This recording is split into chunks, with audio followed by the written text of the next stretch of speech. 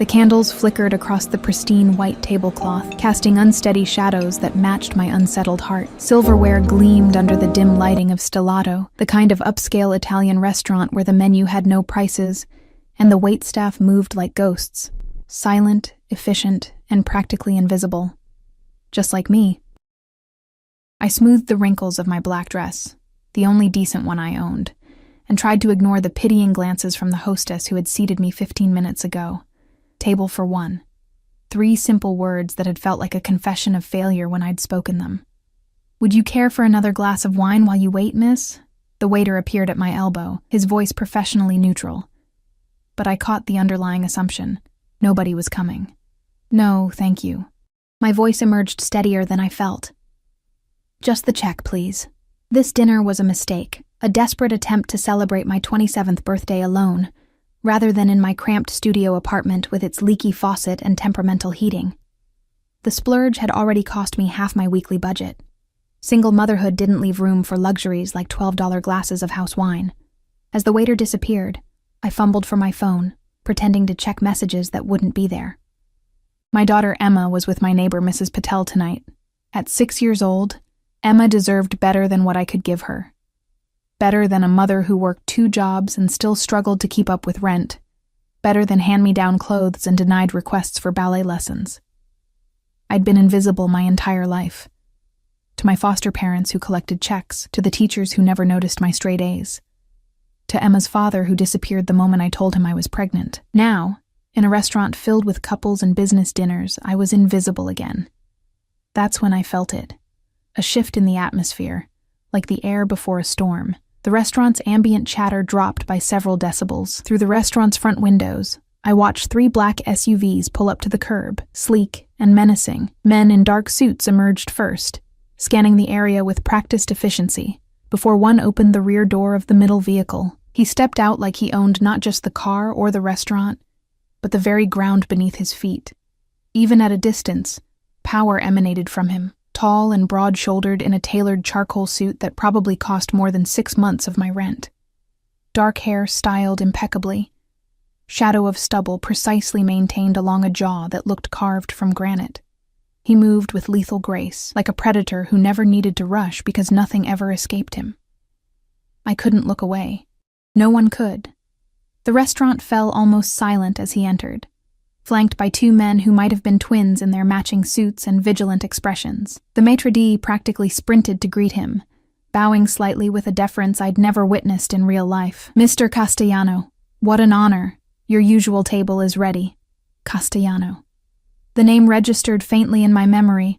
Something from the local news, perhaps. Some wealthy businessman or politician I couldn't quite place. I forced my attention back to my half-eaten meal, trying to become invisible for entirely different reasons now. Men like him lived in a different universe from women like me. I didn't belong here, in his orbit, and drawing attention from powerful men never ended well for women struggling to make ends meet. I signaled the waiter again, suddenly desperate to leave, but he was nowhere to be found. The entire staff seemed magnetically pulled toward the restaurant's new arrival. I reached for my purse to extract cash and flee, when I felt, rather than saw, someone approach my table. "The lady will be joining me tonight." The voice was deep, accented slightly with Italian undercurrents, and brooked absolutely no argument. I froze, my hand still in my purse, and looked up slowly. Up close, he was even more intimidating. Dark eyes the color of espresso regarded me with an intensity that made my skin prickle with awareness. There was nothing friendly in his expression, just cool assessment and something else I couldn't name that made my heart hammer against my ribs. "I'm sorry?" The words came out as barely more than a whisper. The corner of his mouth lifted in something too predatory to be called a smile. I said. He lowered his voice and leaned closer, the scent of expensive cologne and something darker, dangerous, invading my senses. "Tonight, you're my wife." Before I could process what was happening, he slid into the chair across from me and nodded to one of his men. Instantly, the waiter who had been ignoring me materialized at our table, looking simultaneously terrified and eager to please. "Mr. Castellano, we're honored." "A bottle of the 1982 Brunello," he interrupted without looking at the waiter. His eyes remained fixed on me, dissecting, calculating. And we'll need privacy. The waiter vanished, and the restaurant's other patrons seemed to deliberately avert their gazes, suddenly finding their meals fascinating. I clutched my napkin under the table, my knuckles turning white. "I think there's been a mistake," I managed, my voice barely audible. "I don't know you." "Alessandra Castellano," he said, extending a hand across the table. "Though you may call me Sandro. And no, cara mia, there's no mistake." His hand remained extended between us, adorned with a single platinum ring on his right hand. The heavy signet ring bore some sort of family crest, a lion perhaps, though I couldn't make out the details. "I should go," I whispered, glancing around desperately for an escape route, but his men had positioned themselves strategically near the exits. "My daughter is with Mrs. Patel in apartment 3C until 9 o'clock. She's watching cartoons and eating pizza with pepperoni, no mushrooms." His expression never changed as he delivered this information that no stranger should know. "You have time." I slid down my spine. "How do you—" "I make it my business to know things, Kara." He withdrew his hand when I didn't take it.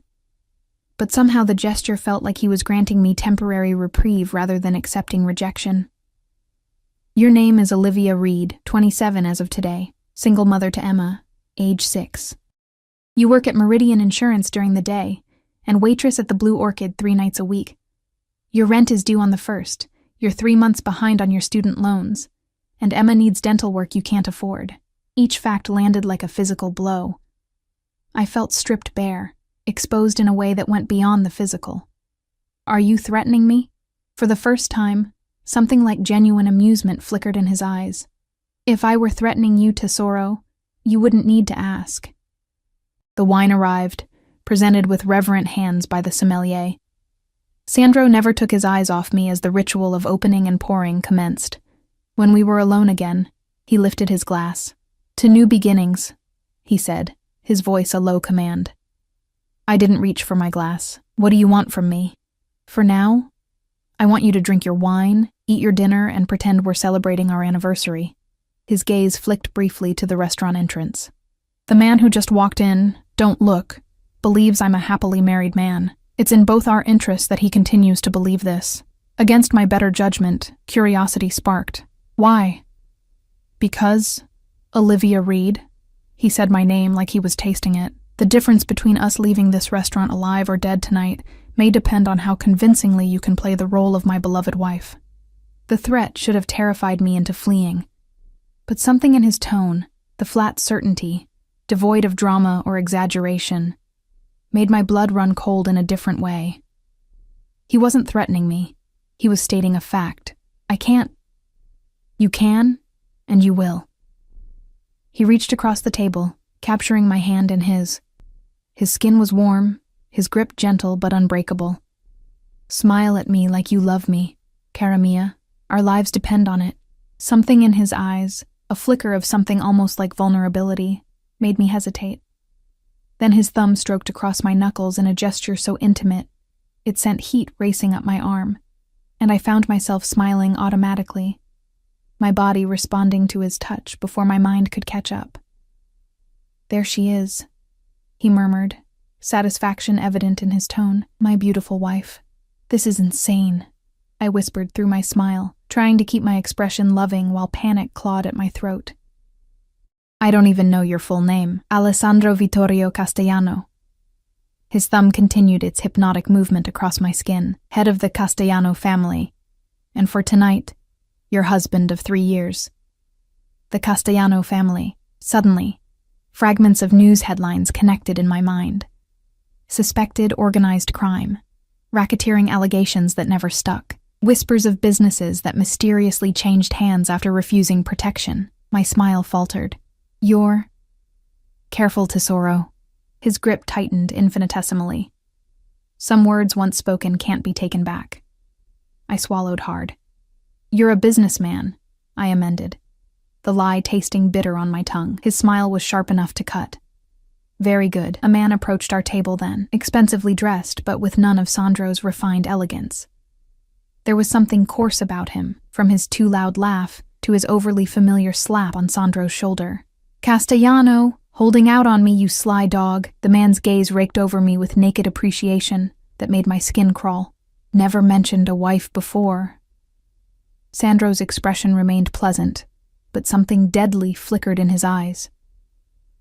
Mr. Rossi, I don't recall inviting you to my table. Come now, we're practically partners. Rossi pulled up a chair uninvited, his knee brushing mine under the table. I flinched involuntarily. Aren't you going to introduce me to the lovely signora? Before I could respond, Sandro's hand captured mine again, his thumb stroking possessively over the bare ring finger that suddenly felt conspicuously empty. My wife values her privacy, Sandro said smoothly. As do I. Can't she speak for herself? Rossi leered at me. What's your name, beautiful? I felt Sandro tense beside me, the predator ready to strike.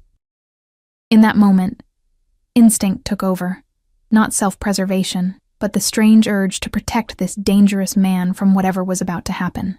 Alessandra, I said, letting my voice drop into a husky register as I leaned against Sandro's arm. But only my husband calls me that. Something dark and possessive flashed in Sandro's eyes as he glanced down at me. His arm slid around my waist, pulling me closer until I was practically in his lap. You see, Rossi, he said, never taking his eyes off me. My wife is shy with strangers. Shy? Rossi snorted. Women like that aren't shy. They're... Sandro's movement was so swift I barely registered it. One moment we were seated normally. The next his hand was somehow on Rossi's wrist, bending it at an angle that made the other man's face drain of color. Choose your next words with exceptional care, Sandro said, his voice soft and all the more terrifying for it. You're speaking about my wife. I should have been frightened. Instead, something molten and dangerous pooled in my stomach at the naked possession in his voice. No one had ever defended me before. No one had ever claimed me with such absolute certainty. No offense meant, Rossi choked out, sweat beading on his forehead. Beautiful woman. Lucky man.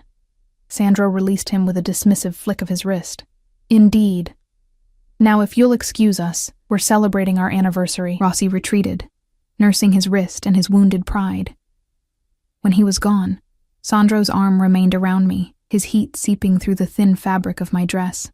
You did well, he murmured against my ear, his breath sending shivers down my neck. But our evening is just beginning. I should have pulled away, should have gathered my things and run as fast and far as I could. Instead, I found myself leaning into his touch, drawn by some magnetic pull I couldn't explain. What happens now? I asked, my voice barely audible. His eyes darkened as they met mine. Now we make sure Rossi believes we're exactly what we appear to be. Deeply, passionately in love. His finger traced my jawline with feather-light precision. Can you do that for me, Olivia? The way he said my name, like a prayer and a sin wrapped into one, made it impossible to think clearly. Or perhaps, he continued, his gaze dropping to my lips, you'd prefer I take you home to your daughter now. This isn't your world. You could walk away, return to your life, and forget tonight ever happened. It was the first real choice he'd offered me, and something told me it might be the last. I should have taken it, grabbed my purse and fled back to my safe, predictable struggle of a life, back to overdue bills and empty refrigerators and falling asleep alone every night. Instead, I heard myself say, I can do it. Something like triumph flashed in his eyes. One night as my wife, he said, his finger still tracing the line of my jaw. Do exactly as I say, and tomorrow you'll find your financial situations improved. The implication was clear, and pride flared hot in my chest. I'm not for sale. No, he agreed, surprising me. You're not. Consider it compensation for your acting skills. His thumb brushed my lower lip in a gesture so intimate I forgot how to breathe. And I always pay my debts. The intensity of his gaze made me feel like prey and predator simultaneously. Why me? I whispered. You could have chosen anyone. Not anyone, he corrected. I needed someone unexpected. Someone Rossi couldn't have investigated in advance. His eyes traveled over my face with clinical assessment that somehow still felt like a caress. Someone beautiful enough to be believable as my wife. but not connected to my world. So I was just convenient. Something flickered in his expression. Amusement, perhaps, or something darker. Let's find out how convenient this arrangement will be. He stood in one fluid motion, offering his hand. This time I took it, allowing him to pull me to my feet. The bill appeared and disappeared with a flash of platinum card. Then we were moving through the restaurant, his hand possessively at the small of my back, guiding me toward the waiting SUVs outside. Reality crashed back as we reached the door. Wait, my daughter will be picked up by my driver and brought to us if we're delayed beyond 9, he said smoothly.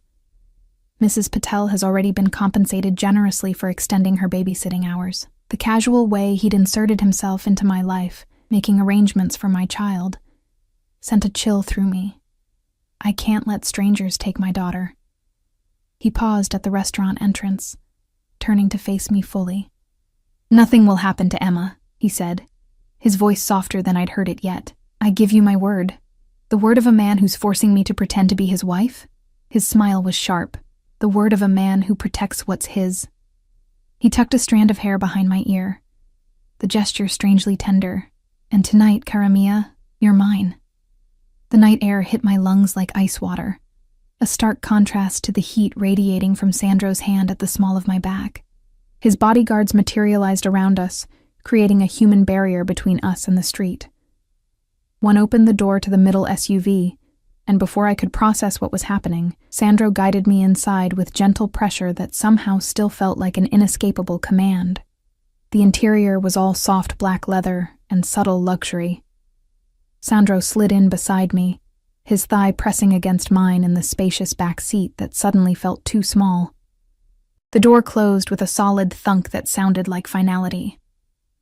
"Where are we going?" I asked, trying to keep my voice steady as the vehicle pulled away from the curb.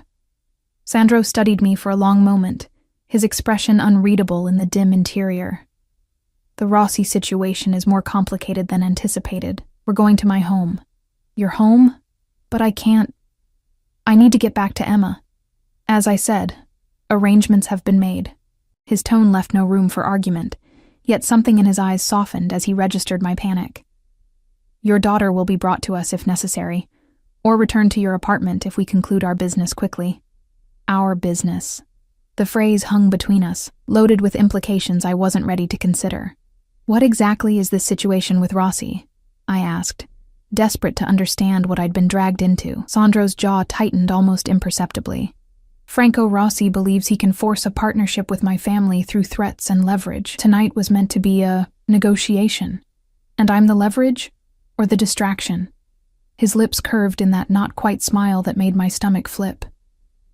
You're the complication he wasn't expecting. Rossi has been investigating my personal life for weeks, looking for pressure points. He believes discovering my secret wife gives him an advantage. Does it? I asked, suddenly aware of how little I knew about the dangerous game I was playing. Sandro's hand settled on my knee, the weight of it both reassuring and terrifying. On the contrary, Kara, you've given me the advantage. The city lights slid past the tinted windows as we drove deeper into the wealthy lakefront district I'd only seen in magazine spreads. Eventually, we turned onto a private drive flanked by tall iron gates that opened silently at our approach. The house, mansion really, appeared through the darkness, a sprawling modern structure of glass and stone perched on the lake's edge. More security personnel patrolled the grounds, barely visible in the strategic landscape lighting that illuminated the manicured gardens. "Welcome home," Sandro murmured, as the SUV stopped at the front entrance. His emphasis on home sent an involuntary shiver through me. Inside, the house was a study in minimalist luxury, soaring ceilings, clean lines, and art pieces that probably cost more than everything I'd ever owned combined. A staff member appeared silently, took Sandro's coat, and disappeared without a word. Drink? Sandro moved to a bar cart that gleamed with crystal decanters. I need to understand what's happening, I said, remaining firmly by the entryway. What does Rossi want from you? Why did you need a fake wife tonight? And most importantly, how long do I have to keep up this charade? Sandro poured amber liquid into 2 glasses, ignoring my refusal. Rossi controls certain ports I require for my import business. He recently discovered one of my lieutenants was skimming profits and believes this gives him leverage to demand a full partnership. And that's bad, because Franco Rossi is a rabid dog who would destroy everything my family has built over 3 generations. His voice remained calm, but something dangerous flashed in his eyes. He deals in human trafficking, among other distasteful enterprises I don't allow in my territory. I wrapped my arms around myself, suddenly cold despite the comfortable temperature of the room. So you're saying you're the better criminal? In an instant, he was before me, moving with that predatory grace that made my heart race. He lifted my chin with one finger, forcing me to meet his gaze. I'm saying, cara mia, that there are lines even men like me don't cross. His eyes searched mine. And tonight, you helped me draw one of those lines. How? I whispered, unable to look away from the intensity of his stare. Rossi now believes I have a wife I've kept hidden to protect. He'll think twice before moving against me directly. His thumb traced my lower lip, sending electricity coursing through my veins. He knows the rules of our world. Families are sacred. I'm not actually your wife, I reminded him, my voice embarrassingly breathless. Something dark and possessive flickered across his features. Details, he murmured, his accent thickening. His hand slid to cup my cheek, and I found myself leaning into his touch before I could stop myself. The phone in his pocket vibrated, breaking the moment. Sandro stepped back, checking the screen with a frown. "Excuse me," he said, moving toward what appeared to be an office. "Make yourself comfortable. This won't take long." When he disappeared, I released a breath I hadn't realized I'd been holding. My heart pounded in my chest as I tried to make sense of the situation. I was in a Mafia boss's home, pretending to be his wife, because some rival criminal thought it would give him leverage. It was insanity. I should call the police, or run, or both. I pulled out my phone, relieved to find I still had service. My finger hovered over the emergency call button, but something stopped me. What would I even say? Help.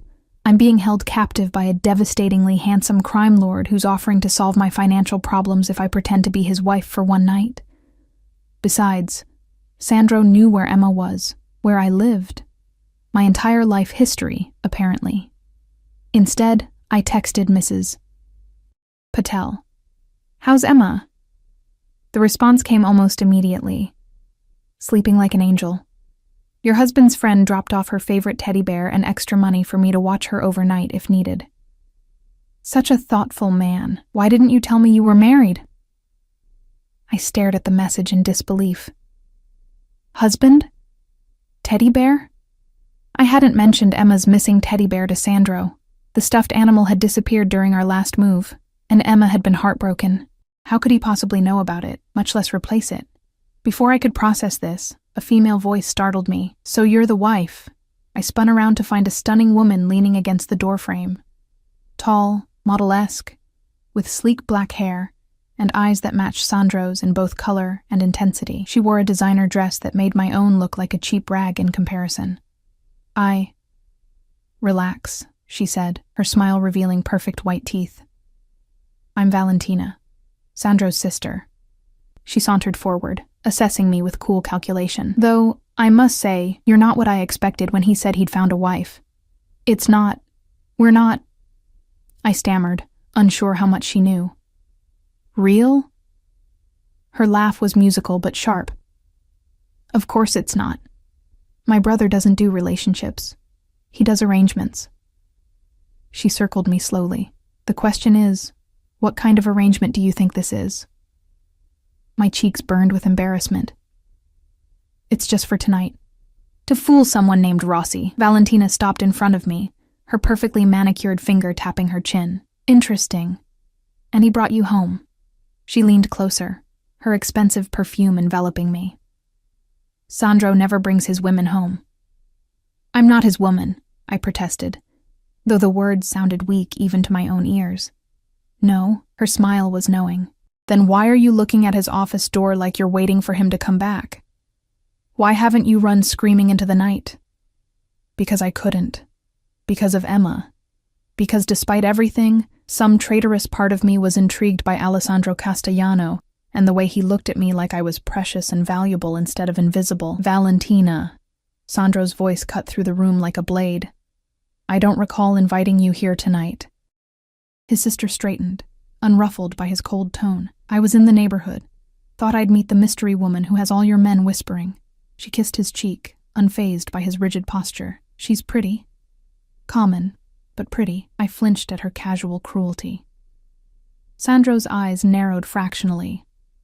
"Olivia is my guest," he said, his voice deceptively soft. "You will show her respect." Valentina raised an eyebrow, something unspoken passing between the siblings. "Guest. Is that what we're calling it now?" She turned to me with a predatory smile. "Enjoy your visit, Olivia. My brother can be quite hospitable when it suits him." With that parting shot, she glided from the room, leaving behind a chill that had nothing to do with the temperature. "I apologize for my sister," Sandro said, moving to my side. "Valentina can be protective." "She seemed more territorial than protective," I muttered before I could stop myself. To my surprise, Sandro laughed, a genuine sound that transformed his severe features into something dangerously appealing. "An accurate assessment. My sister has been managing my household and social calendar since our parents died. She's unaccustomed to surprises." "Like fake wives?" His expression sobered. "Like real ones."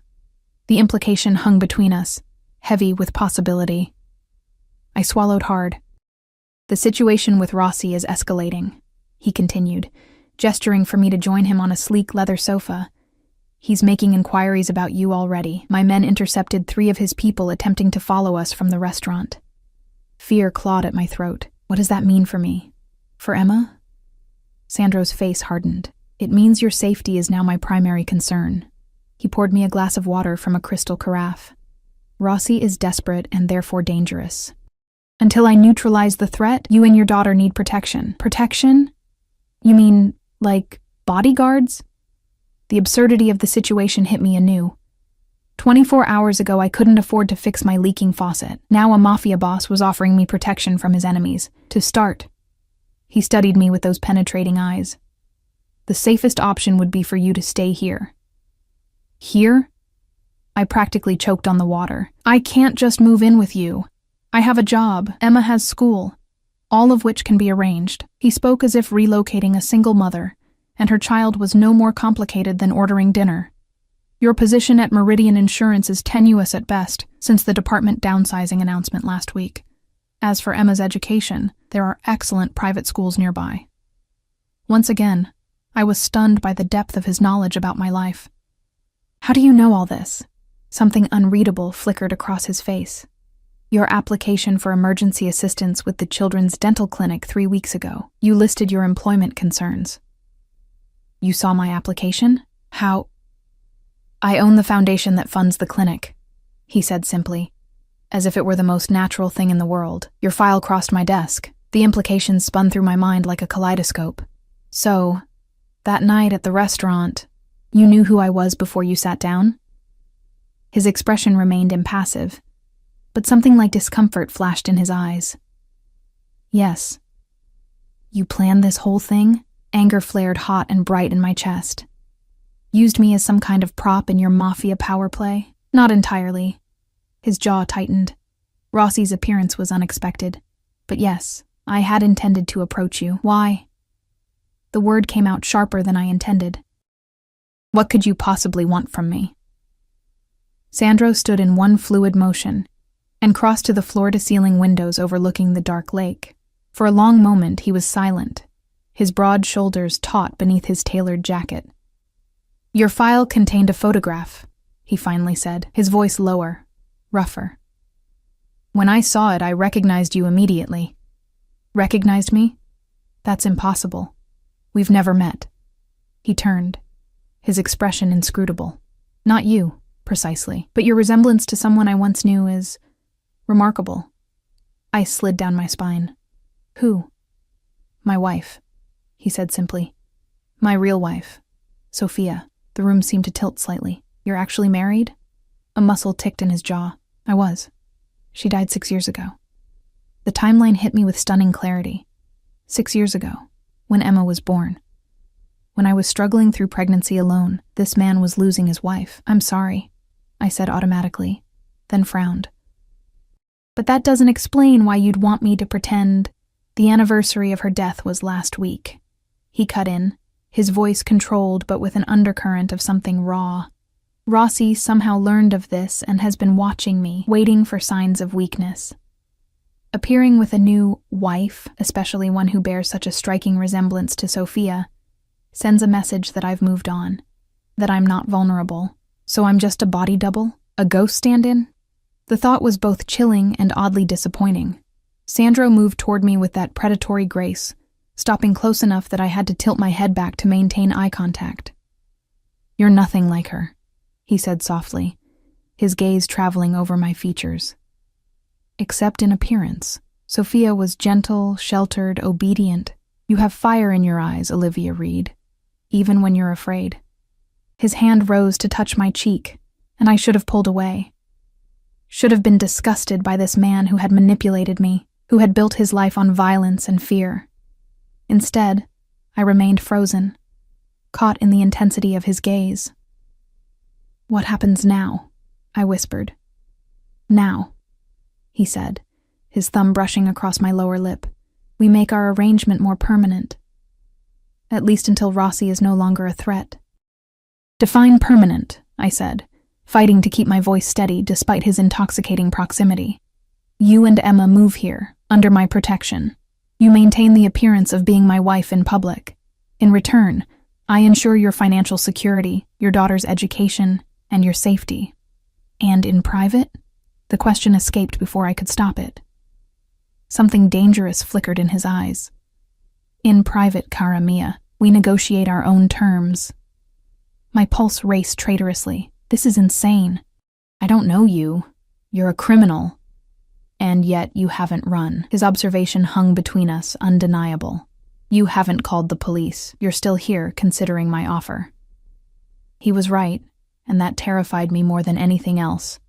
What kind of mother was I, even contemplating an arrangement with a man like him? "Emma is all that matters to me," I said, my voice firmer now. "I won't expose her to danger or whatever business you're involved in." "Emma would want for nothing," he countered. "She would be protected, educated, cared for as if she were my own blood. My home has a separate wing where you both would live. Your own space, your own rules." "Until when? What's the endgame here, Sandro?" He stepped back slightly, giving me room to breathe. "Until Rossi is no longer a concern. 3 months, perhaps 4. And then what? We just go back to our old lives like none of this happened?" Something unreadable passed across his features. "If that's what you wish." Before I could respond, his phone vibrated again. This time his expression darkened as he read the message. "What is it?" I asked, alarmed by the sudden tension radiating from him. "Rossi's men," he said tersely. "They've been watching your apartment building." Fear clawed at my throat. "Emma is safe," he assured me. "My people intercepted them before they got near your floor. But this changes things." "How?" His expression was grim. "They know where you live, who you are. Rossi now believes you're my weakness, which makes you and Emma targets." He ran a hand through his immaculate hair, the first sign of genuine distress I'd seen from him. "I've already dispatched men to collect her and Mrs. Patel. They'll be brought here immediately." "Without my permission?" Anger flared, hot and sudden. "You can't just take my daughter. Would you prefer I left her there for Rossi's men to find?" His voice was sharp, but there was genuine concern beneath the harshness. "This isn't a game, Olivia. These men don't hesitate to use children as leverage." The reality of the situation crashed over me like a wave. In the span of a few hours, my quiet, struggling life had been shattered. Now my daughter was in danger because of a man I'd just met, because I looked like his dead wife, and he'd decided to use me in some criminal chess match. "This is your fault," I whispered, tears pricking at my eyes. "You dragged us into this." Something like guilt flashed across his face before his expression hardened again. "Yes," he admitted, "and now I'm going to fix it, but I need your cooperation. Do I have a choice?" The question wasn't entirely rhetorical. Sandro studied me for a long moment. "There's always a choice, Cara, but some are better than others." A buzzing sound interrupted us. Sandro checked a security panel on the wall. They're here.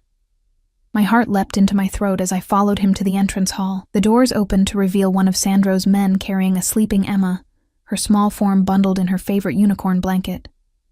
Mrs. Patel followed, looking surprisingly unperturbed for a woman who had just been whisked away by Mafia henchmen in the middle of the night. "Olivia, dear," she exclaimed when she saw me, "your husband's men were so polite. And this house, it's like a palace."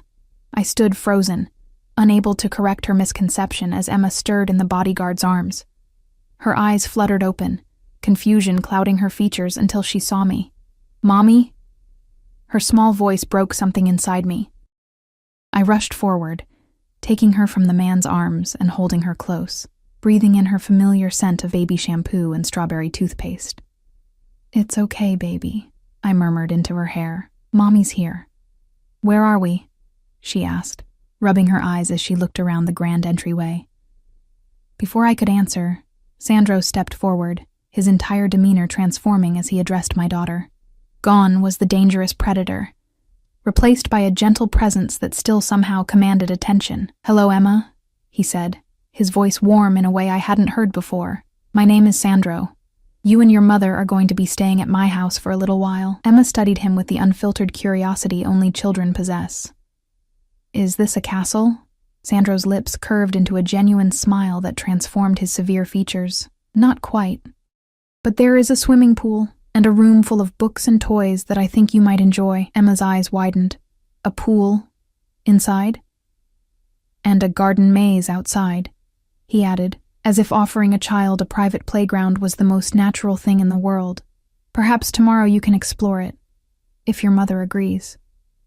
Emma turned to me, excitement replacing her confusion. "Can we stay, Mommy? Please?" Over her head, Sandro's eyes met mine. Dark, intense, victorious. He knew he'd won. With a few simple words, he'd captivated my daughter just as effectively as he'd ensnared me. "Yes, sweetheart," I heard myself say, the words sealing my fate. "We're going to stay for a while." The morning light spilled through floor-to-ceiling windows, illuminating a bedroom larger than my entire apartment. I blinked awake in a disoriented haze, my fingers clutching unfamiliar silk sheets. For one bewildering moment, I couldn't remember where I was. Then it all came rushing back. Sandro, Rossi, the forced charade, the midnight evacuation of my daughter.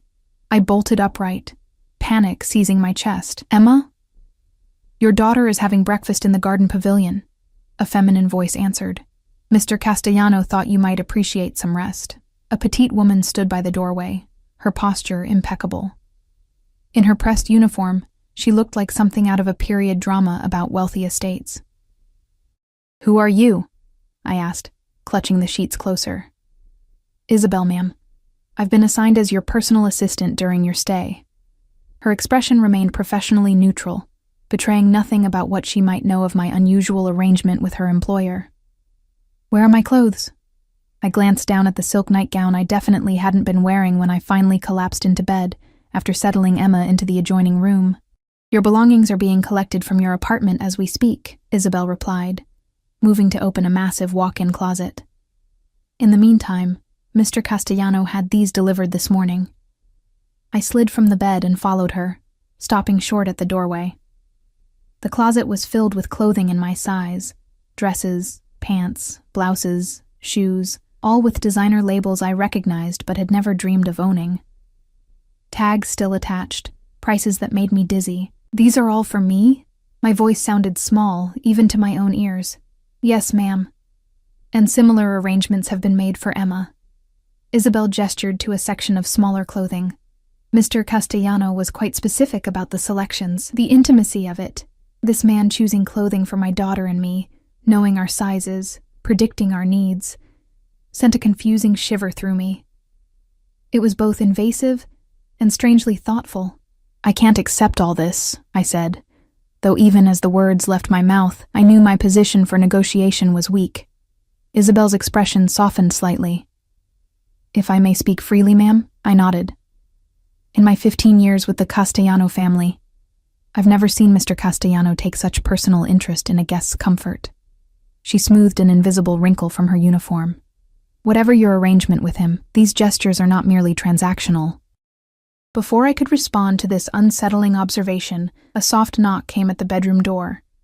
Isabel moved swiftly to answer it, exchanging quiet words with someone outside before returning. "Mr. Castellano requests your presence for breakfast once you're dressed," she said. "Shall I help you select something?" 20 minutes later, dressed in a simple but obviously expensive sundress that fit as though it had been tailored specifically for me, I followed Isabel through the sprawling mansion. Every room we passed spoke of extraordinary wealth tempered by masculine restraint. Leather, glass, and steel dominating the color palette, with occasional bursts of vibrant art serving as focal points. We stepped onto a stone terrace overlooking Lake Michigan, its waters glittering in the morning sunlight. A pavilion stood at the edge of an immaculately landscaped garden, and there, like a scene from someone else's life, sat Sandro and Emma. My daughter was perched on a chair, piled with cushions to boost her height, animatedly explaining something while Sandro listened with an attentiveness I'd rarely seen adults show children. What struck me most wasn't the picturesque setting or the platters of food that could feed a small army. It was how at ease Emma seemed, as though breakfasting with a dangerous criminal was perfectly normal. "Mommy," she spotted me and waved enthusiastically. "Sandro has chocolate chip pancakes and a pool, and he said I can have swimming lessons."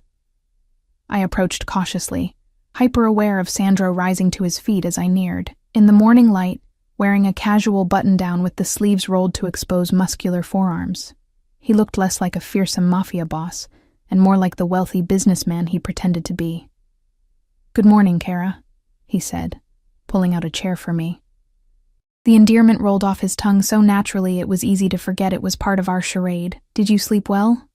"As well as could be expected, considering the circumstances," I answered quietly, conscious of Emma's attentive ears. Sandro's eyes, warm amber in the sunlight rather than the cold espresso of last night, studied my face with unsettling intensity. "The circumstances will improve," he promised, his voice pitched for my ears only. "You have my word." A server appeared silently with coffee, pouring a cup without asking how I took it. Cream. 1 sugar. Exactly right. Another reminder of how thoroughly Sandro had investigated my life. "Emma was just telling me about her interest in swimming," he continued at normal volume, resuming his seat. "I've arranged for an instructor to assess her skills this afternoon, if that's acceptable to you." The calculated courtesy, asking permission while simultaneously informing me the arrangements were already made, wasn't lost on me. "That's very thoughtful," I said carefully. "But we can't impose—" "It's no imposition," he cut in smoothly. "The pool sits unused most days. It would be my pleasure to see it enjoyed." Emma bounced in her seat. "Please, Mommy. I've always wanted lessons." I knew that all too well. The YMCA program I couldn't afford. The disappointment in her eyes when I'd explained we needed to wait until next year. Again. "All right," I conceded, rewarded by Emma's brilliant smile. "But we should discuss expectations," I added, looking pointedly at Sandro, "about how long we're staying, what this arrangement entails." "After breakfast," he agreed, his gaze flickering to Emma. "Perhaps your daughter would enjoy exploring the garden with Isabel while we talk." Emma, already halfway through demolishing a stack of pancakes, looked up eagerly. "Is there really a maze?" Sandro nodded, his expression softening in a way that seemed genuine. "And a fountain in the center with fish you can feed." That was all the convincing Emma needed. Once she'd finished eating, Isabel appeared as if summoned telepathically to escort her on the promised garden adventure, complete with a small bag of fish food. When we were alone, Sandro refilled my coffee cup, the domestic gesture at odds with the dangerous man I knew him to be. "You have questions," he said simply. "About 1,000, I replied, setting down my fork. "Starting with how long you expect this charade to continue."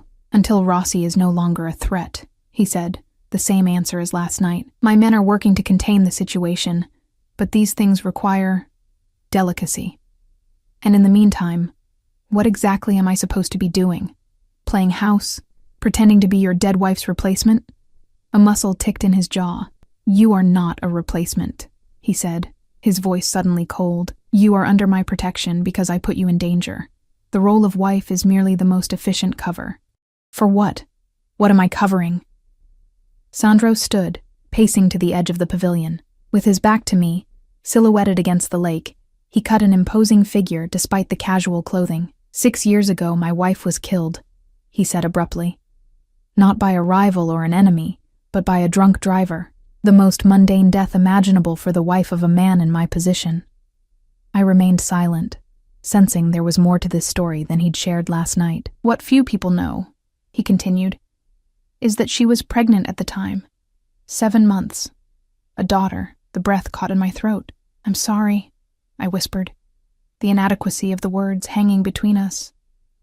He turned, his expression carved from stone. Rossi learned of this recently, on the anniversary of their deaths.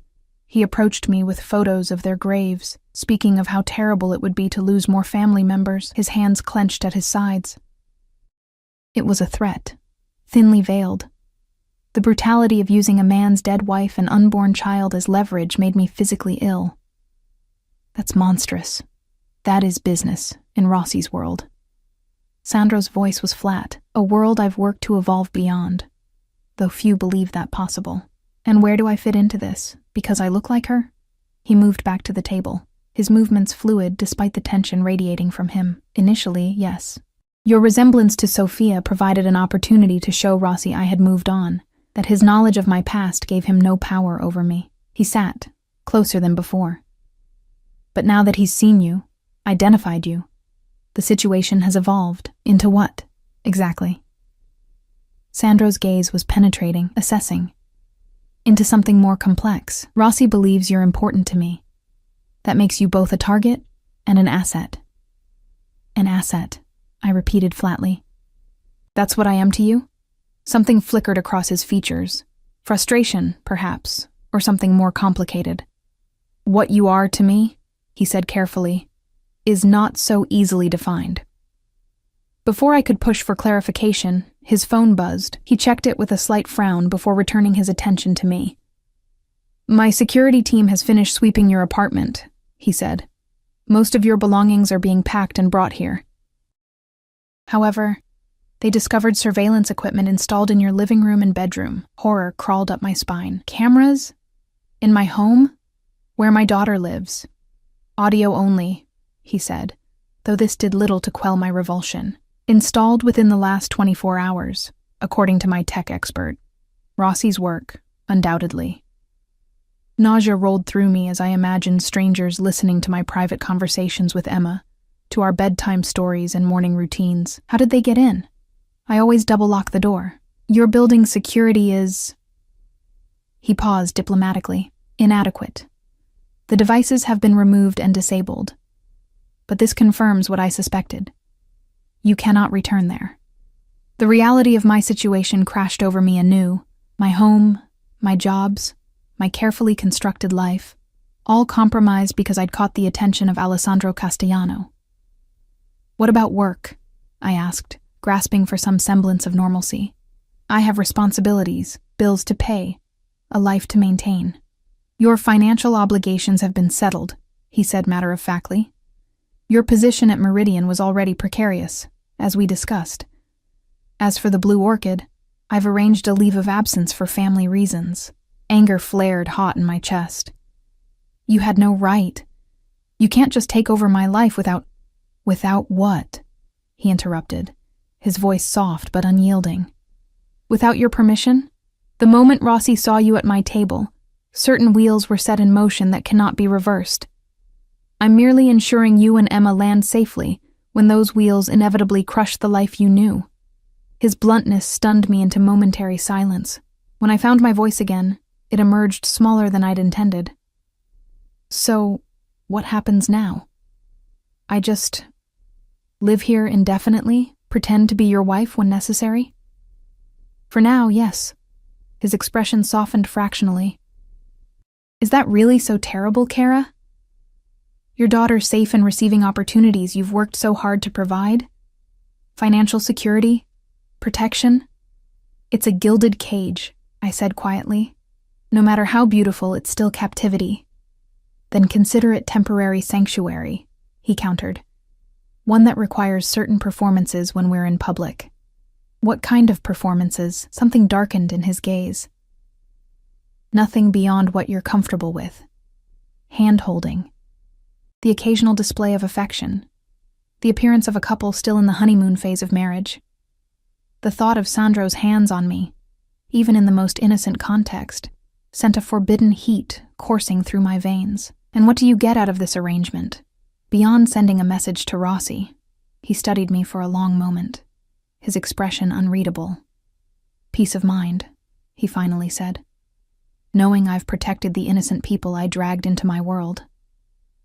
There was more to it than that. I could sense it in the intensity of his gaze, the careful distance he maintained despite his words of closeness. But before I could press further, a commotion from the garden caught our attention.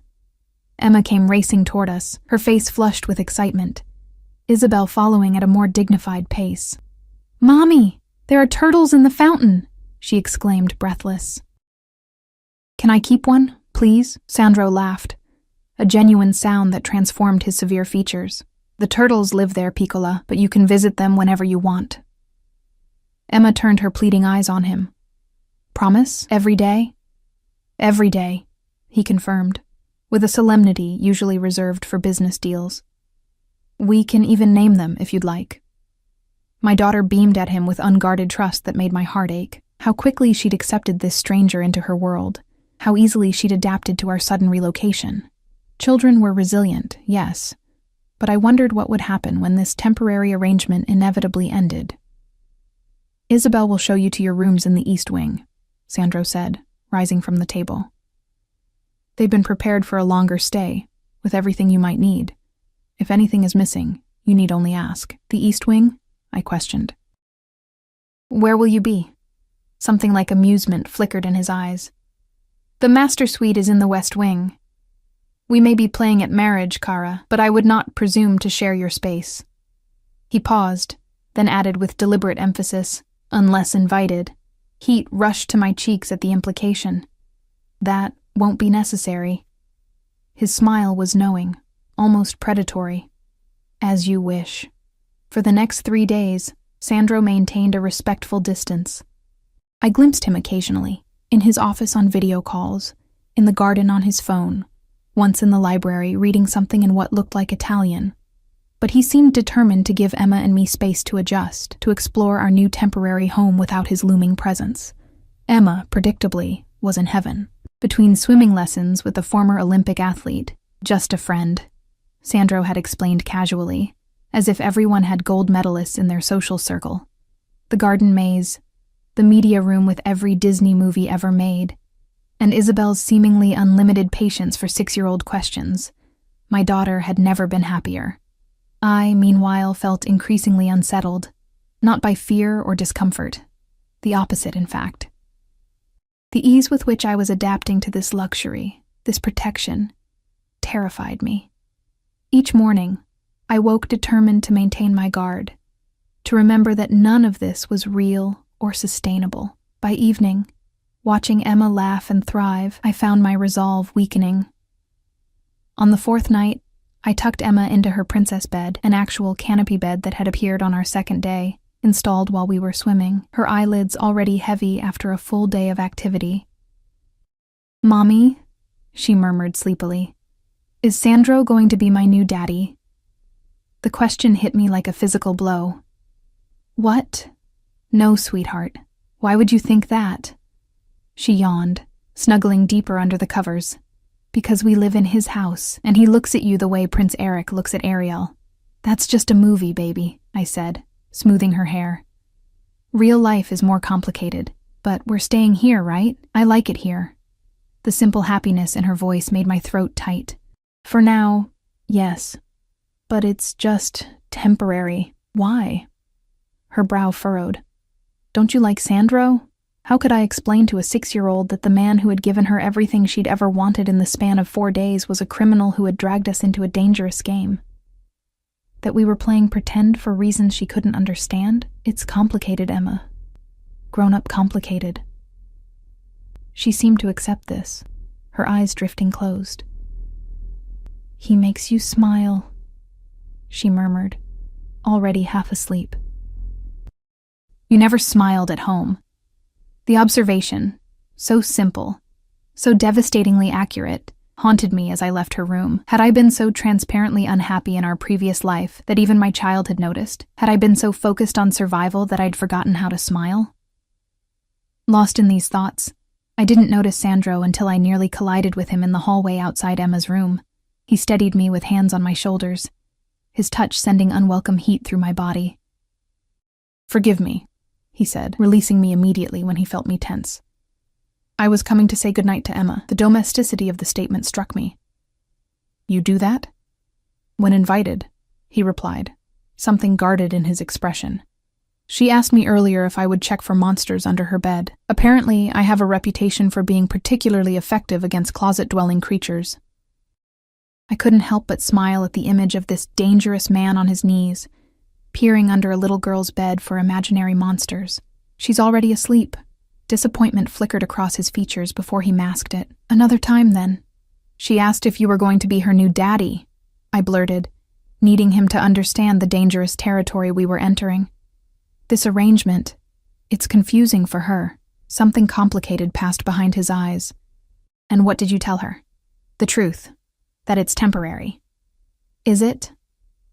The question hung between us, loaded with implications neither of us had dared voice. "Of course it is," I said, but the words lacked conviction even to my own ears. "Once this situation with Rossi is resolved, Emma and I will return to our normal lives." Sandro stepped closer, his proximity making it difficult to think clearly. "And if I offered you a different option?" "What option?" I breathed, suddenly aware of how alone we were in the dimly lit hallway. "Stay," he said simply. "Not as a charade or for protection. Not because you resemble someone from my past. Stay because Emma flourishes here. Because you deserve security and peace." His hand rose to brush a strand of hair from my face, the touch feather-light. "Because there's something between us that we both feel, whether we acknowledge it or not." My heart pounded against my ribs. "You don't know me." "I know enough," he countered. "I know you've sacrificed everything for your daughter. I know you worked 2 jobs without complaint. I know you applied for dental assistance for Emma, but nothing for yourself, despite the obvious pain you've been in when you eat cold foods." I flinched at the accuracy of his observation. The broken molar I'd been ignoring for months because I couldn't afford the treatment. "I know," he continued, his voice dropping lower, "that you tremble when I'm near you, and it's not from fear alone." Heat bloomed in my cheeks. "That's presumptuous. Is it?" His fingers traced the line of my jaw, featherlight but sending electricity through my veins. "Tell me you feel nothing, and I'll never touch you again." I should have stepped back, should have firmly established boundaries. Instead, I found myself leaning into his touch, my body betraying me as it had from the first moment I saw him. "This is a mistake," I whispered, even as my eyes dropped to his mouth. "Perhaps," he agreed, his thumb brushing my lower lip. "But some mistakes are worth making." When his lips finally met mine, the contact was gentle, questioning rather than demanding. It was nothing like I'd imagined kissing Alessandro Castellano would be. Instead of domination, there was a restrained hunger that made my knees weak. I should have pulled away. Instead, my hand slid up his chest to his shoulders, feeling the solid strength beneath expensive fabric. His arms encircled my waist, drawing me closer as the kiss deepened, becoming something hungry and desperate. When we finally broke apart, both breathing heavily, reality crashed back like a cold wave. I stepped back, my fingers rising to my lips as though I could erase what had just happened. "I can't do this," I said, my voice unsteady. This isn't real," he finished, his eyes darker than I'd ever seen them. "That felt very real to me, cara mia." "You're a criminal," I reminded him, though the accusation sounded weak even to my own ears. "Your world is dangerous. Temporary protection is one thing, but anything more would put Emma at risk." Something like pain flashed across his features. "You think I would allow harm to come to her? To either of you?" "Intentions aren't guarantees," I countered. "You yourself said Rossi targeted me because he thought I was important to you. Imagine if I actually was." Sandro's jaw tightened. So you would deny what's between us because of what I am? Because of what your life would mean for my daughter, I corrected. She deserves stability, safety. And you think you can provide that in your apartment with broken locks and neighbors who deal drugs? His voice sharpened with frustration. You think your minimum wage jobs and constant struggle is safer than what I offer? The harsh truth of his words stung. At least there. I'm in control of our lives. Are you? His laugh was without humor. Control is an illusion for people like you, Olivia. One medical emergency, one lost job, one eviction notice away from disaster. Here, with me, you would never know that fear again. At what cost? I demanded. My autonomy? My independence? Sandro stepped closer, his expression intense. I'm not asking you to surrender those things. I'm offering you a choice. Continue fighting a battle you can't win alone, or accept that sometimes strength means allowing yourself to be supported. His words echoed in my mind as I lay awake that night, staring at the ornate ceiling of my borrowed bedroom. Sometimes strength means allowing yourself to be supported. Part of me wanted to dismiss it as manipulation. A powerful man using honeyed words to get what he wanted, but there had been raw honesty in his eyes. A vulnerability at odds with the dangerous persona he presented to the world. And then there was that kiss. The memory of it burned through me. Impossible to ignore. I'd been kissed before, of course. Fumbling teenage experiences. Emma's father with his performative passion that never quite reached his eyes. A handful of forgettable dates in the years since. Nothing had prepared me for the consuming heat of Sandro's mouth on mine. The controlled power in his touch that promised both tenderness and possession. I turned restlessly, punching my pillow into submission. This attraction was inconvenient at best, dangerous at worst. I had Emma to think about, her safety, her future, her emotional well-being. Getting involved with Sandro would only complicate an already impossible situation. Yet Emma's words haunted me too. You never smiled at home. Had I been so worn down by constant struggle that I'd forgotten joy? Had my determination to provide for my daughter robbed us both of happiness in the process? Sleep finally claimed me in the early hours. My dreams filled with Sandro's dark eyes and gentle hands.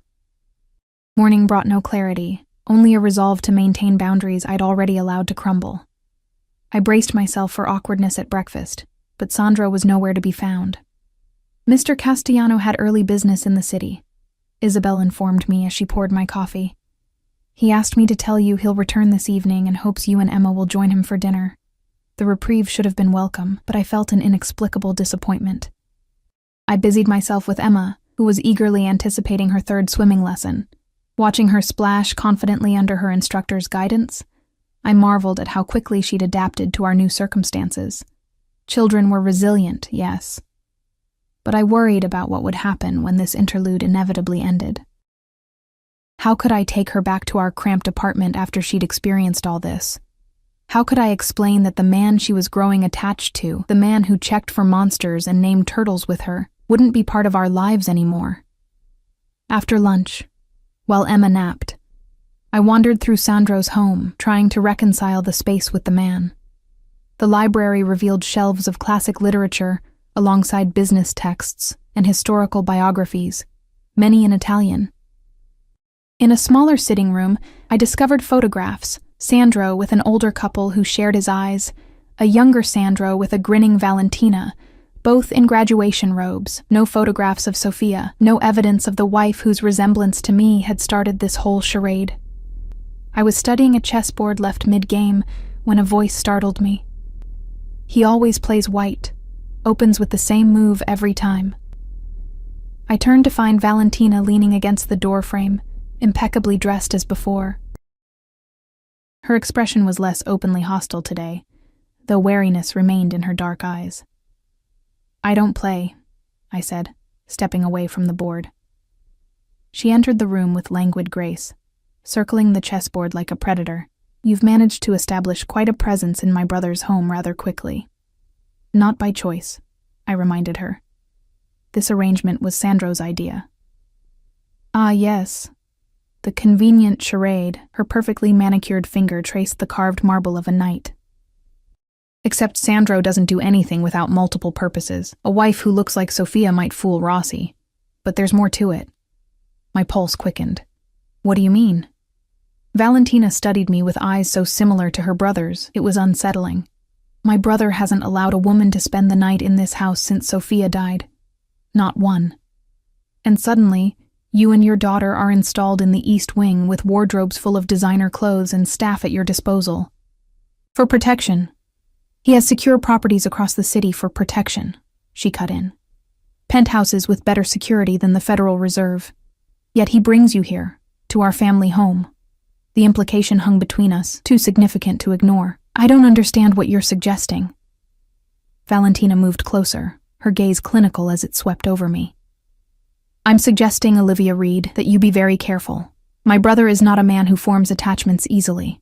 But when he does, she shook her head slightly. He doesn't let go. Ever. A chill ran down my spine. Is that a threat? A warning, she corrected. From someone who knows him better than anyone. Whatever game you think you're playing, I'm not playing any game, I interrupted, anger flaring. Your brother dragged me and my daughter into his dangerous world without my consent. I'm just trying to keep Emma safe until this situation is resolved. Something in Valentina's expression shifted, softened fractionally. Your daughter. The one thing I didn't anticipate, she sighed, suddenly looking more human than the calculating predator I'd first encountered. He was going to be a father. Did he tell you that? I nodded, remembering Sandro's revelation about his pregnant wife. A daughter. Valentina continued, her voice uncharacteristically gentle.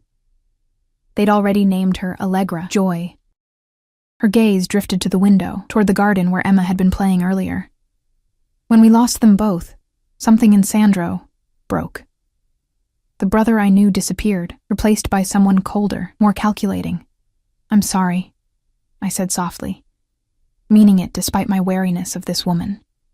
So am I.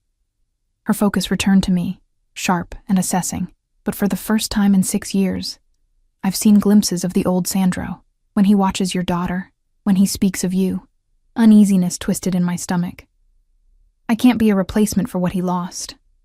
No, she agreed, surprising me. And if that's all you were, I would have already ensured your departure. The threat was delivered so casually it took me a moment to register. But I suspect you're something else entirely to him. What? A second chance. Valentina stepped back, her moment of vulnerability disappearing behind her polished facade. The question is whether you're worthy of it. Before I could respond, her phone chimed.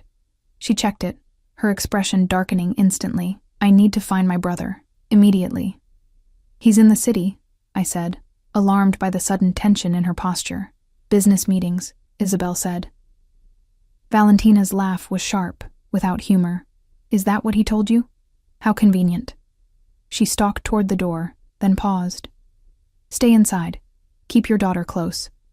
Tell security if anyone approaches who isn't family. What's happening? Fear clawed at my throat. Is it Rossi? Always, she confirmed grimly.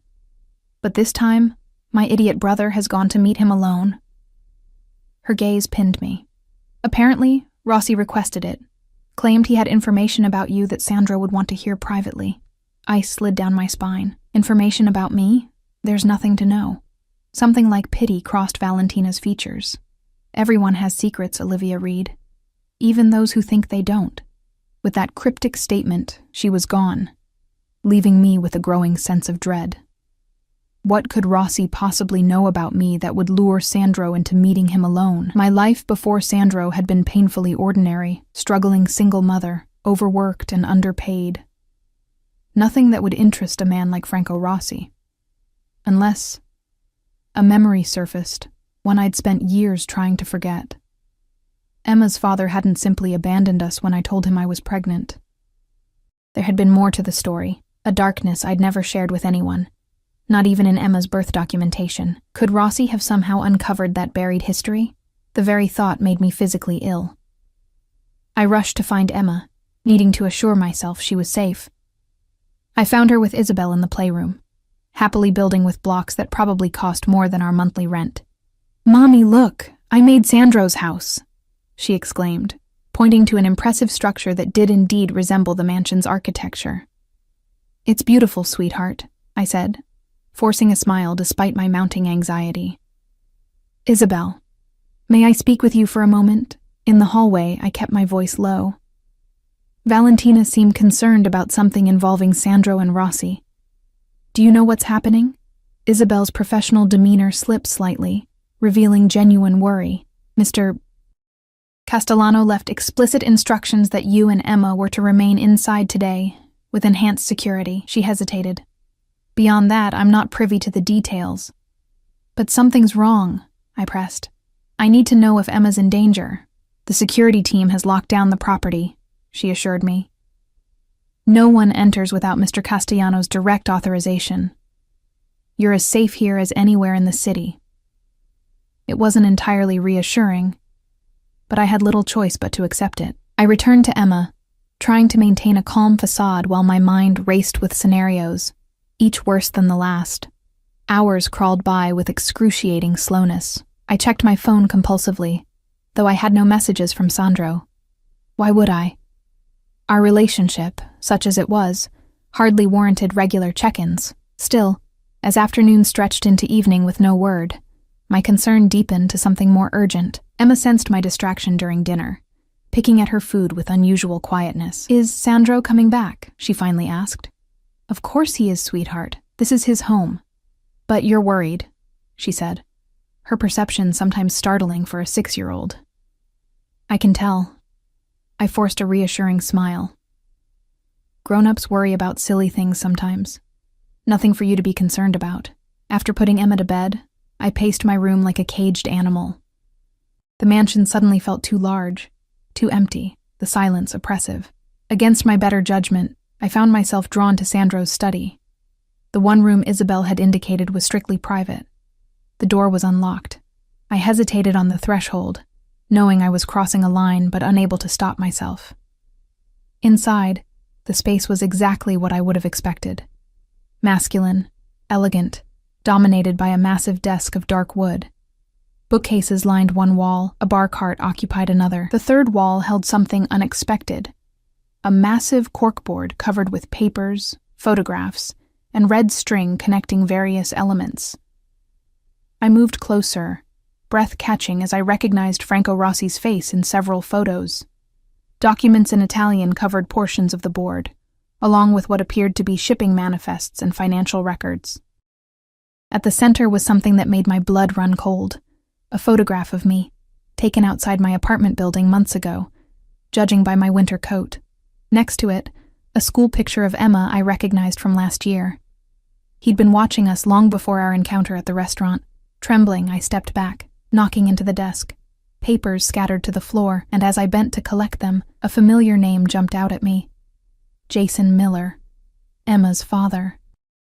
My hands shook as I gathered the documents, scanning their contents with growing horror. Police reports, financial transactions, a mugshot, and most damning of all, a paternity test dated just 3 days ago, confirming Jason as Emma's biological father. Sandro had known, perhaps not initially, but he'd discovered the connection between Emma's father and Rossi's organization. Jason hadn't just abandoned us, he'd been working for Rossi all along. The low-level dealer I'd briefly dated had apparently risen through the ranks to become one of Rossi's lieutenants. And now Sandro had gone to meet with them, armed with this knowledge. Finding anything interesting, I whirled around to find Valentina in the doorway, her expression unreadable. "How long has Sandro known about Emma's father?" I demanded, too distraught for pretense. "Since yesterday," she answered, entering the room with measured steps. "One of our informants recognized your photo, made the connection to Miller. And Sandro went to confront them, alone?" Panic clawed at my throat. "That's suicide. My brother rarely acts without calculation," Valentina said, though concern shadowed her eyes. "But where you're concerned, his judgment has been compromised." "We have to help him," I insisted, moving toward the door. "Call your men, your security, whatever criminal empire resources you have." Valentina's laugh stopped me. "You think I haven't tried?" Sandro deliberately circumvented his security detail. "None of our usual properties are in use. He's gone dark intentionally." She studied me with new interest. Your concern seems genuine. Of course it's genuine. He's in danger because of me, because of my connection to— I couldn't bring myself to say it— to Emma's father. A connection you never disclosed, she noted, her tone sharpening. Even when you knew Rossi was targeting you specifically. Shame and defiance warred within me. I didn't know Jason worked for Rossi. He was just a dealer when I knew him, small time. When I got pregnant, he disappeared. I never saw him again. Yet you recognized his name on those documents, she pressed. You knew something was wrong with him, beyond simple abandonment. I sank into Sandro's desk chair, the fight draining out of me. The night I told him I was pregnant, I found drugs in his apartment, not marijuana or party pills. Serious weight, packaged for distribution. When I confronted him, I swallowed hard. The memory still painful. He got violent. Said I was never to tell anyone about what I'd seen, or he'd make sure I regretted it. Valentina's expression softened fractionally. And you never reported this? To who? The police who never came when I called about break-ins at my apartment? The system that had failed me my entire life? I shook my head bitterly. I changed my phone number, moved apartments, cut all ties with anyone who knew him. I was just grateful he never came looking for us. Until now, Valentina said quietly. Rossi must have connected the dots somehow. And Sandro walked right into it. Fear constricted my chest. We have to find him. Before Valentina could respond, her phone rang. She answered immediately, her posture stiffening as she listened. Where? She demanded. Condition? Another pause. Lock it down. No one in or out. We're on our way. She ended the call, already moving toward the door. They found him. Hospital on the north side, private entrance. He's alive, but that's all I know. I was on my feet instantly. I'm coming with you. Your daughter will be safe with Isabel, I said firmly. I'm not asking permission, Valentina. Something like respect flickered in her eyes. Perhaps I underestimated you, Olivia Reed. She gestured toward the door. The car leaves in 3 minutes. Don't make me wait. The drive to the hospital passed in tense silence. The city lights blurring outside the window as Valentina's driver pushed well beyond legal speed limits. My mind raced with terrible possibilities. Sandro broken, bleeding, dying because of my past, because of a connection I should have disclosed. The hospital's private entrance was guarded by men I recognized from Sandro's security team. They nodded to Valentina with deference, their expressions grim. A white-coated doctor met us in a pristine corridor, speaking rapid Italian that I couldn't follow. Valentina's face remained impassive, but I caught the slight tremor in her clasped hands. How bad? I asked when the doctor finished his report. 3 broken ribs, punctured lung, concussion, multiple lacerations, she translated clinically, though her voice wavered slightly. He was conscious when they found him, which is promising. Can I see him? Valentina studied me for a long moment. Why? What is he to you, really? This man you barely know, whose world terrifies you, whose life goes against everything you claim to value. The question pierced through my defenses, demanding an honesty I'd been avoiding. What was Sandro to me? Protector? Captor? Temptation? Something more profound I dared not name? He's someone who checked under my daughter's bed for monsters, I said simply. Someone who remembers how I take my coffee. Someone who looks at me and actually sees me. My voice broke slightly.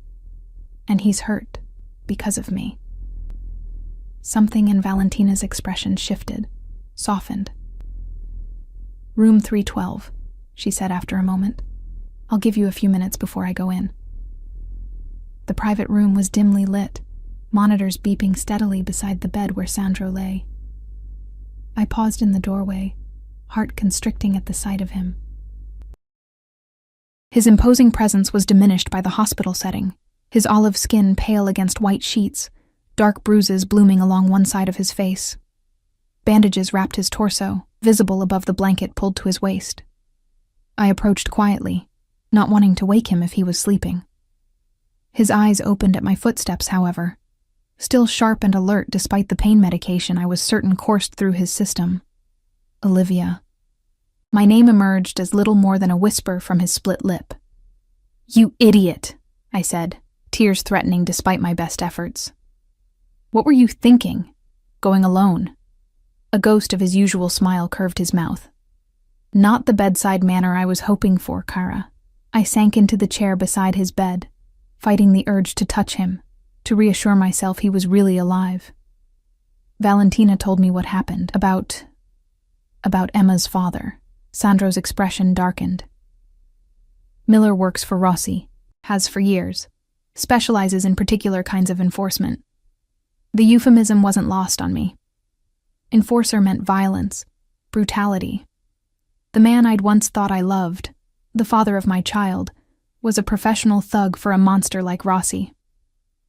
I didn't know, I whispered, needing him to believe me. When I knew Jason, he was just a small-time dealer. I swear, if I'd known he was connected to Rossi. I know. Sandro's hand moved across the blanket, finding mine. His grip was weaker than usual, but still warm, still grounding. Your face when you saw Rossi at the restaurant. That wasn't recognition. You had no idea. Relief flooded me at his trust. So simple and complete. What happened today? Why did you go alone? Pain flickered across his features as he shifted position. Rossi contacted me directly, said he had information about your past that I should hear privately. Professional courtesy, he called it. Sandro's laugh was bitter, ending in a grimace. I suspected a trap, of course, but I needed to know what he knew about you. So you sacrificed your safety for information about me? I couldn't keep the disbelief from my voice. That's insane. That's business, he countered. Information is power. I needed to know what I was dealing with. And now you do, I said quietly. You know Emma's father works for your enemy. Sandro's gaze was steady, penetrating despite his weakened state. I know the man who contributed DNA to creating Emma is a criminal of the worst kind. That doesn't make him her father. His hand tightened around mine. A father protects, provides, loves. He did none of these things. The simple truth of his words made my throat tight with emotion. What happens now? Rossi knows your weakness. He knows how to hurt you through me. Sandro's eyes darkened at my words. My weakness, he repeated, his voice low. Is that what you think you are to me? I glanced at his battered body, the evidence of violence he'd endured because of his connection to me. The facts speak for themselves. Rossi used me to lure you into a trap. Rossi miscalculated, he said with quiet conviction. He believes caring for someone makes you vulnerable. He doesn't understand it can also make you more dangerous. A chill ran through me at the controlled fury beneath his words. Even injured, Sandro radiated lethal intent. What did they do to you? I asked, unable to stop myself from reaching out to touch the bruise darkening his cheekbone. He captured my hand, pressing a kiss to my palm that sent heat spiraling through me. Nothing that won't heal, he evaded. Sandro. Miller was there, he interrupted, watching me closely for my reaction. Rossi's right hand now, apparently. He confirmed Emma is his biological daughter. My stomach twisted. Does he want to see her? No. The single word carried relief and renewed anger simultaneously. He expressed no interest in Emma beyond her potential usefulness as leverage. Against me, against you. His jaw tightened visibly. He will never come near her. I give you my word. The fierce protection in his voice made my heart ache. Thank you. Sandro shifted, wincing slightly as he sat straighter. You should return to the house. Emma will worry if she wakes and you're not there. I'm not leaving you, I said firmly, surprising myself with the vehemence in my tone. Something softened in his gaze. Stubborn woman, he murmured. But the fondness in his voice robbed the words of any criticism. The door opened before I could respond, revealing Valentina, along with two men I recognized from Sandro's security detail. The doctor says you can be moved to the house by morning, Valentina informed her brother, her clinical tone belied by the relief evident in her eyes. I've arranged for private nursing staff. Sandro nodded, his expression shifting seamlessly into the commanding presence I'd first encountered at the restaurant. Even in a hospital bed, he exuded authority. Rossi will be watching the house, he said. Double the perimeter security. No one enters or leaves without my direct authorization. Already done, Valentina confirmed. And the other matter? Her gaze slid meaningfully to me. Is being handled, Sandro replied cryptically. Have Paolo bring the car for Olivia. She needs to return to Emma. I started to protest, but Valentina was already issuing instructions to one of the men. Sandro's hand squeezed mine gently. Go to our daughter, he said quietly, the possessive pronoun sending a jolt through me. I'll be home tomorrow. Our daughter. The casual claim should have alarmed me. Instead, it felt strangely right, as though he'd been part of our lives far longer than the handful of days since our first meeting. Promise me you won't do anything reckless, I urged, reluctant to leave despite my concern for Emma. The ghost of a smile touched his lips. Define reckless. Sandro, I promise I will come home to you, he said, his tone serious now. Both of you. That's the only promise that matters. Valentina cleared her throat pointedly from the doorway.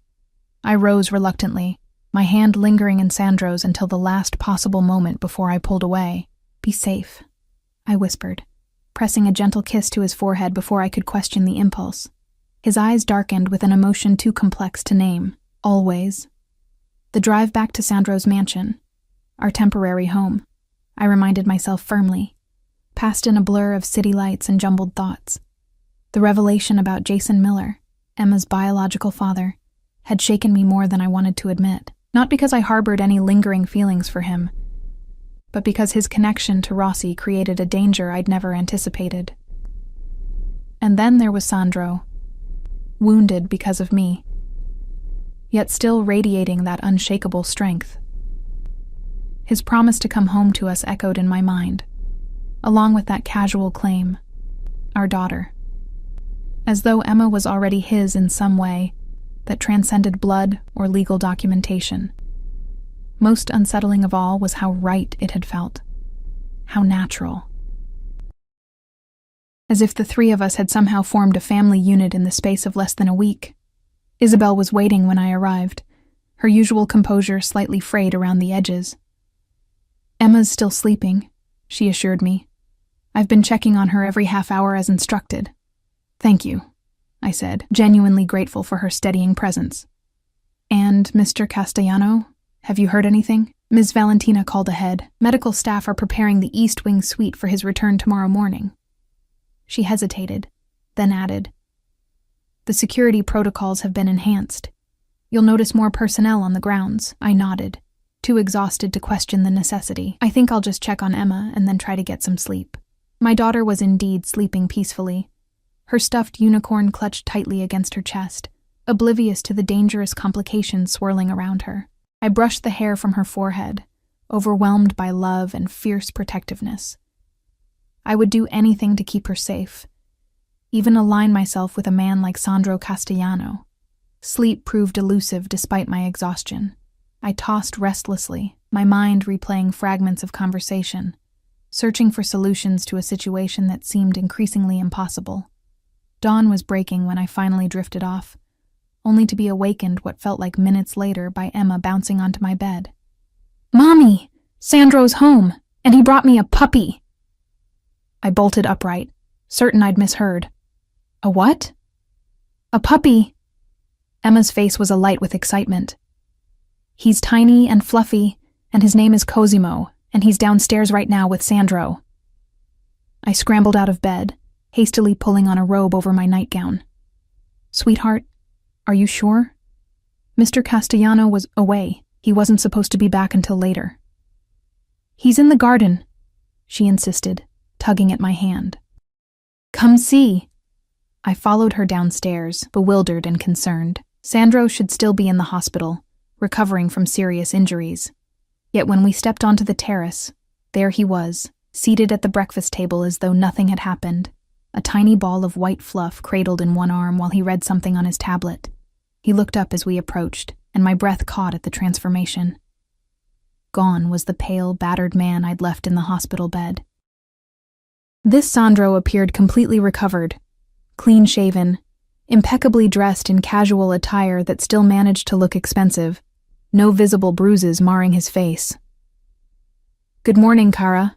He greeted me with that slight smile that never failed to quicken my pulse.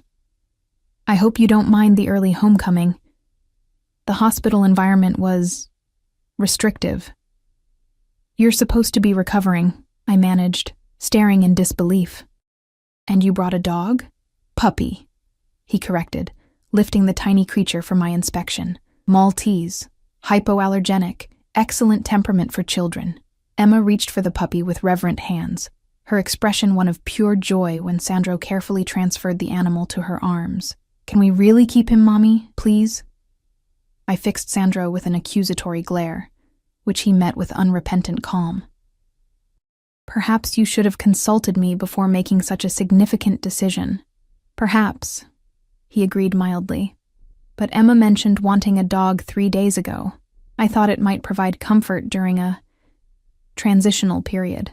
The implication that our lives were about to change again wasn't lost on me." "Emma, why don't you take Cosimo to show Isabel? I need to speak with Sandro privately." My daughter nodded, already completely enamored with the puppy, and skipped back into the house. The moment she was out of earshot, I rounded on Sandro. "You can't just make unilateral decisions about pets without consulting me. And what are you doing out of the hospital? You had a punctured lung less than 12 hours ago." "I have excellent medical care," he replied, gesturing to a chair beside him. "Please sit. Your coffee is getting cold." I remained standing, hands on hips. "Don't change the subject. You were seriously injured. The doctor said—" "The doctor works for me," Sandro interrupted gently, "and I heal quickly." Looking closer, I could now see the slight stiffness in his movements, the carefully controlled breathing that suggested his ribs were still causing considerable pain. He was masking it well, but he was far from healed. "You're going to re-injure yourself," I sighed, finally taking the offered seat. "And we still need to talk about the dog." "Puppy," he corrected again, the ghost of a smile playing at his lips. "And yes, I should have consulted you. It won't happen again." The easy capitulation surprised me. "It won't happen again because we won't be here much longer," I reminded him, though the words tasted bitter on my tongue. "Once the Rossi situation is resolved, Emma and I will return to our own lives." Something darkened in Sandro's gaze. "That may be more complicated now." "Because of Jason?" I kept my voice steady, despite the flutter of fear his words provoked. "Partially." He reached for his coffee, the movement careful and controlled. "Rossi now knows you're connected to me. More importantly, he knows about Emma and her biological connection to Miller." Which means, Sandro said quietly, "that you and Emma will never be truly safe without permanent protection." The implication hung between us, heavy with significance. "Define permanent," I said, echoing our earlier conversation. Sandro's gaze was steady, penetrating. "Marriage." The single word knocked the breath from my lungs. "Excuse me?"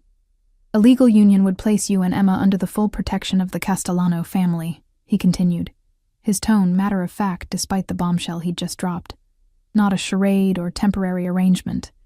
An actual marriage with all the security and benefits that entails." "You can't be serious," I managed, though his expression held no hint of humor. "We barely know each other. We know what matters," he countered. "I know you're fiercely protective of Emma, intelligent, resilient, and stronger than you realize. You know I can provide safety, stability, and resources you could never access otherwise. That's not a basis for marriage. That's a business arrangement." Something softened in his gaze. "Is it only business that makes your pulse race when I'm near? Only practical consideration that drew you to my hospital bed last night? Only strategic alliance that made you kiss me in that hallway?" Heat flooded my cheeks at the reminder. "Physical attraction isn't enough for a lifetime commitment. No," he agreed surprisingly. "It's merely a foundation upon which other things can be built." He reached across the table, his hand covering mine. "I'm not proposing a cold merger, Olivia. I'm offering you and Emma a future. Protection, yes, but also possibility." "Possibility of what, exactly?" I asked, not pulling my hand away despite my better judgment. "Of happiness," he said simply. "For all three of us." The sincerity in his voice made my throat tight with emotion. "Sandro, your world. It's dangerous, complicated. Look what happened to you because of us." What happened to me was the result of my own miscalculation, he corrected. A mistake I won't repeat. His thumb traced gentle circles on my wrist, sending shivers up my arm. As for my world, it's changing. Has been, for years. What do you mean? His expression grew more serious. The Castellano family has been transitioning to legitimate business for the past decade. Banking, real estate, technology investments. The old ways, my father's ways, are becoming obsolete. Yet Rossi still exists, I pointed out. Still threatens you. Rossi is the past, Sandro said with quiet conviction. A dying breed clinging to methods that no longer serve. After last night, his days are numbered. A chill ran through me at the implication. What did you do? Nothing yet, he assured me, though there was something deadly in his calm. But Rossi's mistake wasn't attacking me. It was threatening you and Emma. His fingers tightened fractionally around mine. There are rules in our world, lines that aren't crossed, families that aren't targeted. We're not your family, I reminded him, though the words felt hollow even to my own ears. Aren't you? His gaze held mine, challenging and somehow vulnerable simultaneously. Tell me you feel nothing when I touch you. Tell me Emma hasn't blossomed in this home. Tell me you want to return to struggling alone. I couldn't. The truth was, in less than a week, Sandro had become essential, not for his wealth or protection, but for the way he looked at me like I mattered, for how he listened to Emma's endless stories with genuine interest, for the quiet strength he offered without demanding weakness in return. Before I could form a response, Valentina appeared on the terrace, her expression grim. It's time, she said to Sandro, ignoring me completely. They've located Miller. Sandro nodded, his demeanor shifting instantly from the almost tender man who'd proposed marriage to the cold, calculating head of a criminal enterprise. Bring the car around. We leave in 10 minutes. No, I said, the word emerging stronger than I felt. You're injured. You can't just rush off to confront Emma's father. This isn't a confrontation, Sandro replied, his voice controlled, but with an undercurrent of steel. It's a negotiation. For what? His gaze met mine, unflinching. For your freedom. For Emma's future. He rose carefully, his movements betraying only the slightest hint of pain. I promised you resolution, Olivia. Today, I deliver it. By killing him? The words emerged as barely more than a whisper. By removing him as a threat, Sandro corrected. The method depends entirely on his cooperation. Fear and something darker twisted in my stomach. I'm coming with you. Absolutely not. His refusal was immediate, brooking no argument. Emma's biological father is about to disappear from her life permanently, I pressed. I need to be there. I need to understand what's happening. It's too dangerous. So is leaving me here to imagine the worst, I countered. If you want me to consider your proposal, your real proposal, then you need to show me who you really are, all of you. Not just the parts you think I can handle. Valentina made a sound of disbelief. She's either very brave or very foolish, brother. Perhaps both, Sandro murmured, studying me with new consideration. Very well. But you will follow my instructions exactly. No questions, no hesitation. I nodded, suddenly uncertain if I'd made a terrible mistake. What about Emma? Isabel will watch her. The house is secure. His expression softened fractionally. She'll be safe with Cosimo until we return.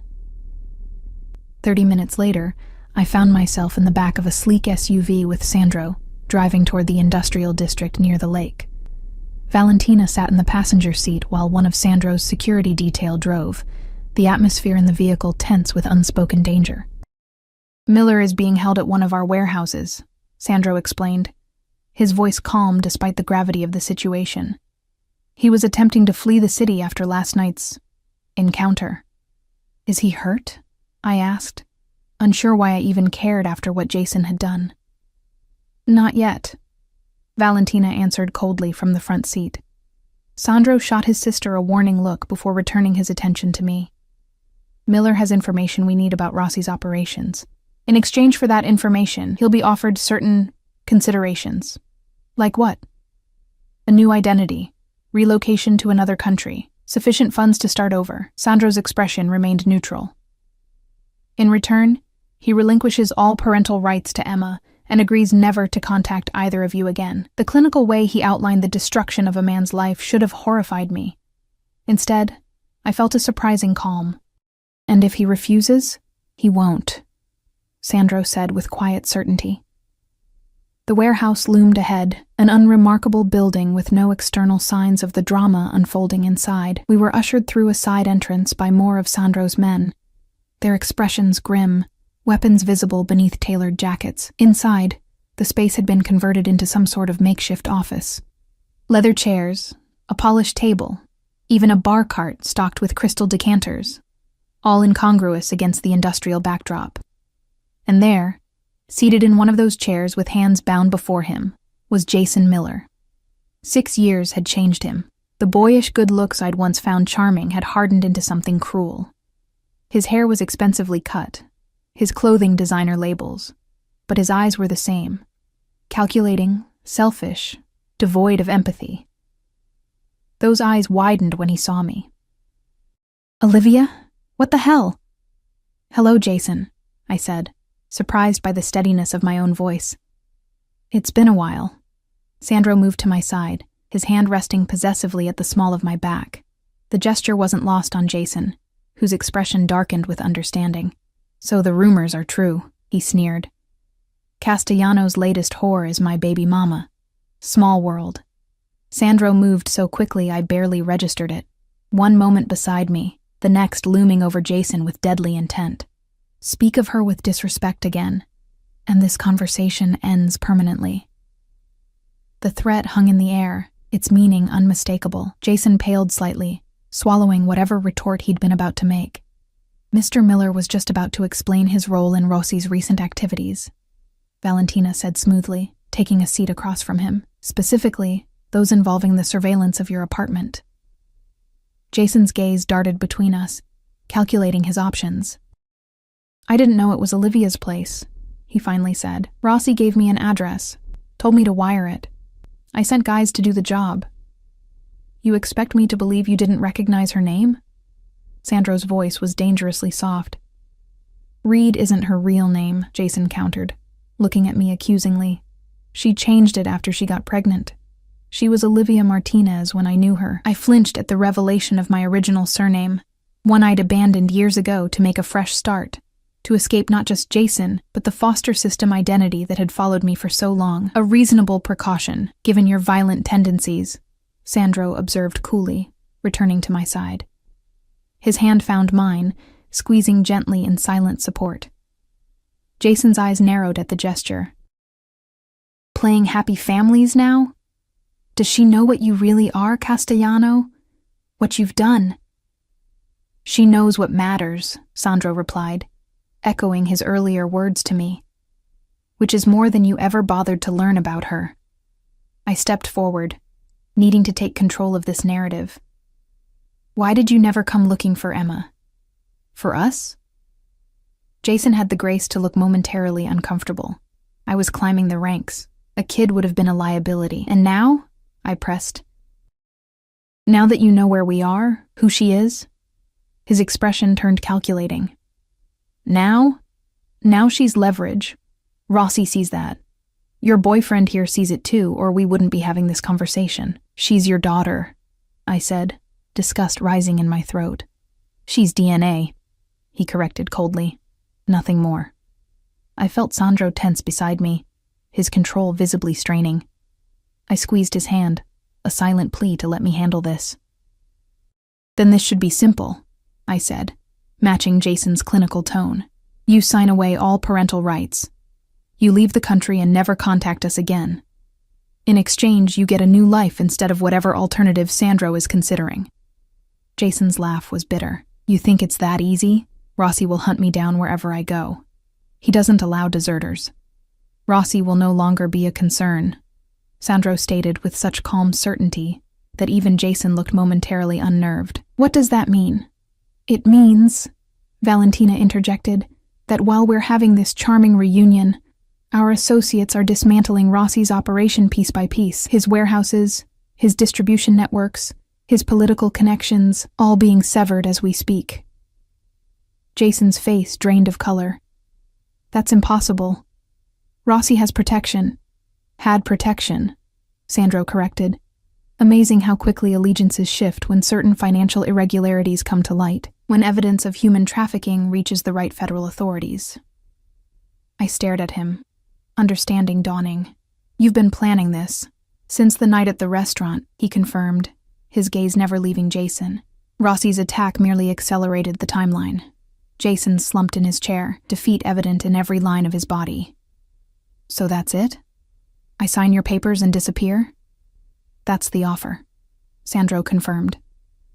It expires in 5 minutes. I watched as Jason's survival instinct warred with his pride. Finally, he nodded. I want 2 million. Cash. 1 million, Sandro countered. New identity, passage to Europe, and you never attempt to contact Olivia or Emma again. Any violation of these terms results in immediate consequences. Fine, Jason muttered. Get me the papers. Valentina produced documents with suspicious efficiency, as though this outcome had never been in doubt. As I watched Jason sign away his parental rights with the same careless disregard with which he'd abandoned us 6 years ago, a profound sense of closure washed over me. This chapter of my life, our lives, was ending. The question remaining was what would begin in its place. The drive back to Sandro's mansion passed mostly in silence, my mind processing everything that had happened. Jason would be escorted directly to a private airfield, his new identity already waiting, his old life effectively erased. Are you all right? Sandro asked quietly as we neared home, his hand covering mine on the seat between us. I'm not sure, I admitted. It feels final, like a door closing. And opening, he suggested gently. If you want it to be. I turned to study his profile, this complex man who had upended my world in less than a week. Your proposal. Was it just about protection? About keeping Emma and me close because of some sense of responsibility? His gaze met mine, dark and intent. I haven't felt simply responsible for a woman since I was 20 years old, cara mia. His thumb traced patterns on my wrist in a way that made my pulse quicken. What I feel for you, for Emma, is something far more complicated.